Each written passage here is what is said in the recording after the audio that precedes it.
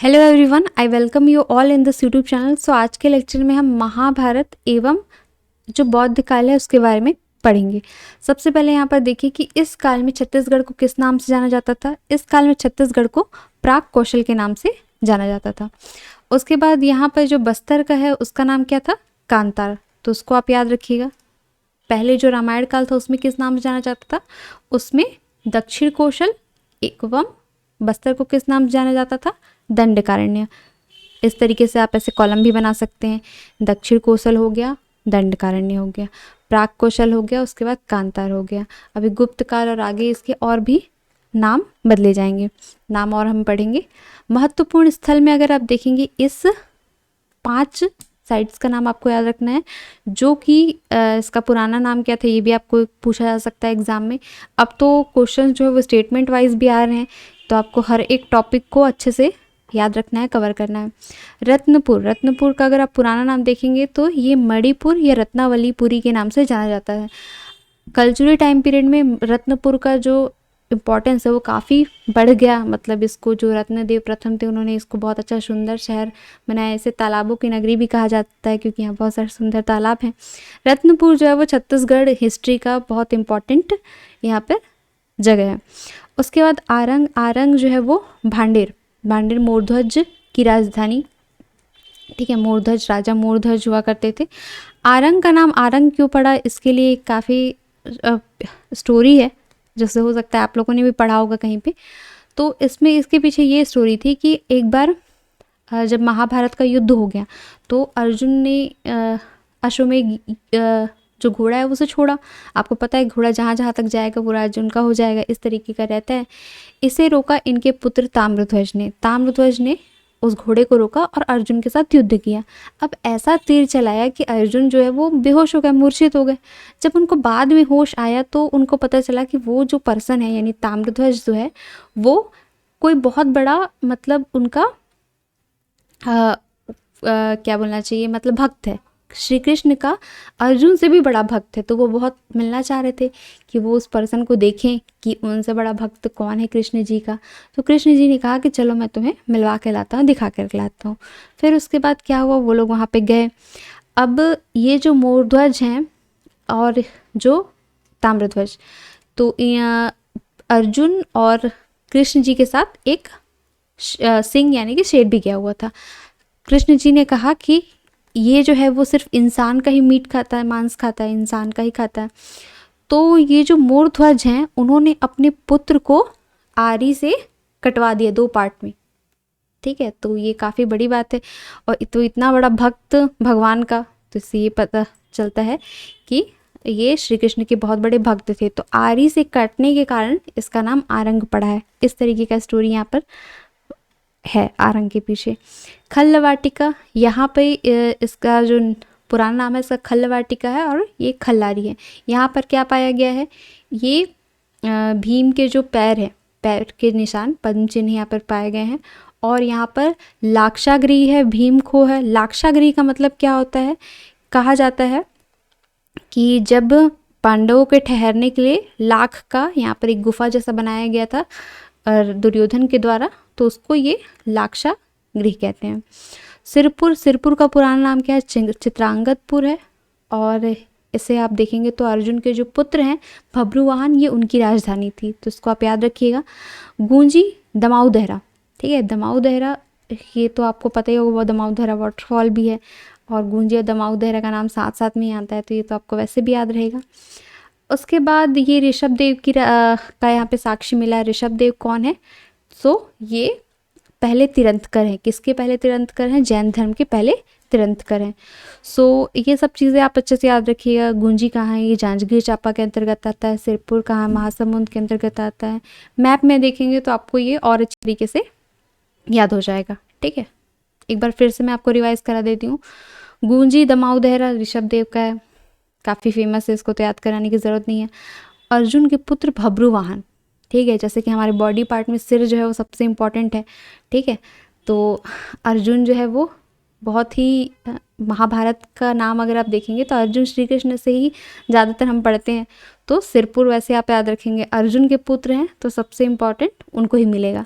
खल्लवाटिका, भीम, भीम यानी कि पावरफुल, बहुत ज़्यादा पावरफुल, तो ये जहाँ चले गए सबको खल्लास कर देते हैं, खल्लारी वैसे आप याद रख सकते हैं। मोरध्वज, मोरध्वज आरंग का स्टोरी मैंने आपको इतना अच्छे से बता दिया तो ये आपको पता ही चल जाएगा, मोरध्वज और रत्नपुर, ठीक है, ताम्रध्वज की राजधानी। तो इस तरीके से आपको ये 5 साइट्स बस याद रखने हैं महाभारत टॉपिक के अंतर्गत। अब इसको मैप में देख लेते हैं। अगर आप देखेंगे गूंजी, गूंजी पहले जांजगीर चांपा का पार्ट हुआ करता था, अब ये शक्ति के अंतर्गत आ गया है, ठीक है। अब नया मैप आ चुका है, इसको आप करेक्ट कर लेना कि अब ये शक्ति के अंतर्गत आएगा। रत्नपुर, रत्नपुर तो पहले से पता है बिलासपुर के अंतर्गत, यहाँ महामाया मंदिर है बहुत फेमस, तो इसका तो आपको ऐसे भी याद रहने वाला है। सिरपुर, खल्लारी और आरंग, आरंग का आपको पता है कि ये रायपुर के अंतर्गत आता है। खल्लारी, खल्लारी ये महासमुंद के अंतर्गत है और सिरपुर भी किसके अंतर्गत है, महासमुंद के अंतर्गत है।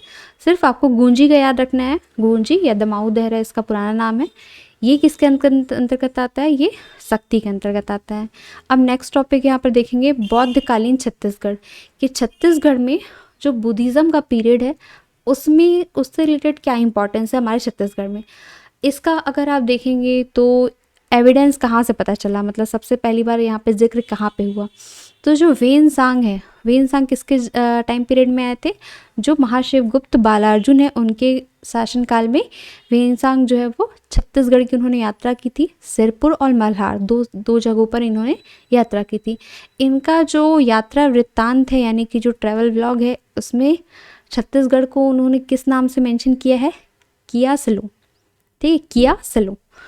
और जो अवदान शतक है ये बौद्ध ग्रंथ है, इसमें भी छत्तीसगढ़ का जिक्र किया है, क्योंकि यहाँ पर जो प्रभु आनंद ने यहाँ पर कुटी विहार, विहार यानी कि जहाँ पर एक तरीके से बौद्ध भिक्षुओं का विश्राम गृह होता है वो यहाँ पे बनवाया है। इसमें अवदान शतक में ऐसा मेंशनड है कि जो गौतम बुद्ध है उन्होंने छत्तीसगढ़ की यात्रा की थी और वो उन्होंने यहाँ 3 माह भी व्यतीत किए हैं, तो ये भी चीज़ आप अच्छे से याद रखिएगा।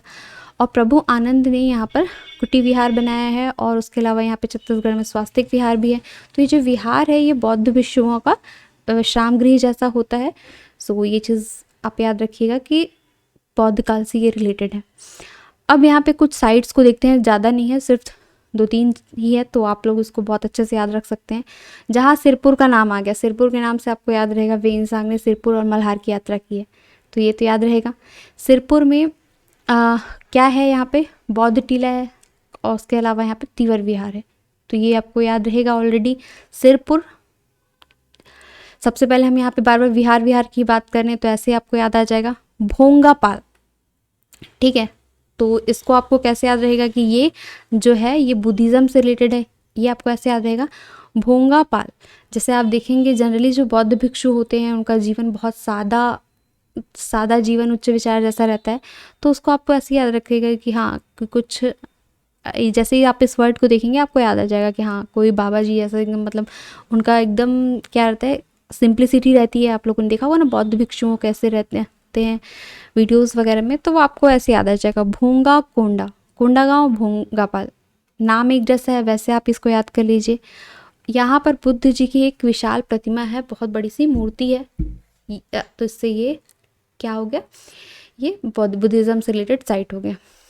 ज़्यादा नहीं है यहाँ पर बुद्धिज़्म से रिलेटेड, तो आपको ज़्यादा दिक्कत नहीं जाएगी इसको याद रखने में। उसके बाद डोंगरगढ़, डोंगरगढ़ बमलेश्वरी माता के लिए फेमस है। यहाँ पर जो प्रज्ञागिरी की पहाड़ी है वहाँ पर बुद्ध जी की एक लंबी सी प्रतिमा है, तो ये आप याद रखिएगा। और यहाँ पे 6 फरवरी को अंतर्राष्ट्रीय बौद्ध सम्मेलन होता है हमेशा हर साल, तो ये भी इसके लिए एक इम्पॉर्टेंट फैक्ट है। उसके बाद और कुछ इंपॉर्टेंट साइट्स आप देख सकते हैं, तुरतुरिया, मैनपाट, मल्हार। इसका क्या है, छत्तीसगढ़ हिस्ट्री में और कुछ भी इंपॉर्टेंस है तो आपको याद करने में थोड़ी दिक्कत हो सकती है, लेकिन इसे याद रख लीजिए, तुरतुरिया, मैनपाट, मल्हार, ठीक है। मल्हार तो आपको याद रहेगा, सिरपुर और मल्हार की यात्रा की, तो उससे तो आप भूलेंगे नहीं। उसके बाद मैनपाट, मैनपाट में बौद्ध मंदिर है, आप लोग जानते हैं। यहाँ पर 1962 में तिब्बती शरणार्थियों को बसाया गया था, तो वहाँ एक बौद्ध मंदिर है, ठीक है। जो वहाँ आसपास रहते हैं सरगुजा जिले के उनको तो बिल्कुल पता होगा। उसके बाद तुरतुरिया, तुरतुरिया रामायण काल से रिलेटेड है, लेकिन यहाँ पर भी एक बौद्ध विहार है, ठीक है। अब इसको मैप में देख लेते हैं ताकि और अच्छे से आपको याद हो जाए। मल्हार बिलासपुर के अंतर्गत है, बहुत अच्छे से याद रहेगा आपको। डोंगरगढ़ डोंगरगढ़ राजनांदगांव। उसके बाद सिरपुर तुरतुरिया अभी जस्ट हम लोगों ने याद किया है, भोंगापाल, भोंगा कोंडा, भोंगा कोंडा, वैसे आपको याद रखना है। ठीक है, तो आज के लेक्चर में इतना ही। आई होप सो आपके लिए ये काफ़ी मतलब आपको याद हो गया होगा सारी चीज़ें। सो आज का मैं क्वेश्चन आप लोगों को यहाँ पे दे देती हूँ, जिसका क्या आप लोगों को कमेंट सेक्शन में आंसर करना है। फर्स्ट क्वेश्चन यहाँ पे आप लोगों को बताना है कि आज हम लोगों ने बुद्धिज़्म एंड महाभारत से रिलेटेड प्लेस पढ़ा है ना, तो आपको बताना है भब्रुवाहन की राजधानी कहाँ थी। भब्रुवाहन की राजधानी कहाँ थी, और जो भीम के जो पद चिन्ह है वो कहाँ मिले हैं। भीम के जो पद चिन्ह है वो कहाँ मिले हैं। ठीक है, और एक क्वेश्चन, ये 2 क्वेश्चन हो गए। उसके बाद एक क्वेश्चन और जो कि बुद्धिज़्म से रिलेटेड रहेगा।